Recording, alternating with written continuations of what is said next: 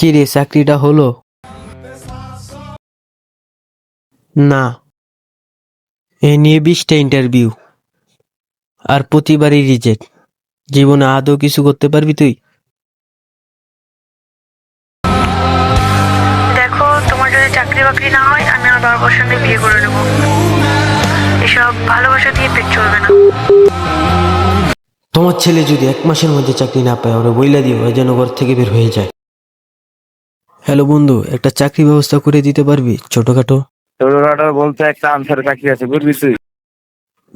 বেতন কত? বেতন মনে করো 8-9 হাজার টাকা হইব, এত কম?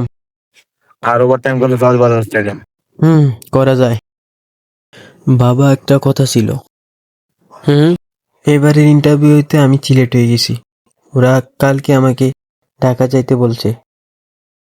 ওগো শুনছো, তোমার ছেলের তো চাকরি হয়ে গেছে। তুমি সত্যি বলতেছো? হ্যাঁ সত্যি। যাক, আজ থেকে আর আমাদের কোনো কষ্ট থাকবে না। বাবা, তুমি ঠিক মতো ডিউটি করতেছো তো? হ্যাঁ বাবা, আমি ডিউটি করতে আছি। আর শোনো, নতুন জয়েন করছি তো, আর 1 বছর বেতন কম থাকবে, তারপর ঠিক হয়ে যাবে। আর তোমার ওষুধ কিন্তু ঠিক মতন খেয়ে নিও। আমাকে নিয়ে তোমার চিন্তা করা লাগবে না। আচ্ছা বাবা, ঠিক আছে, এখন ডিউটি করবো, রাখো। বন্ধু, আরে তো বিয়ে হয়ে গেছে।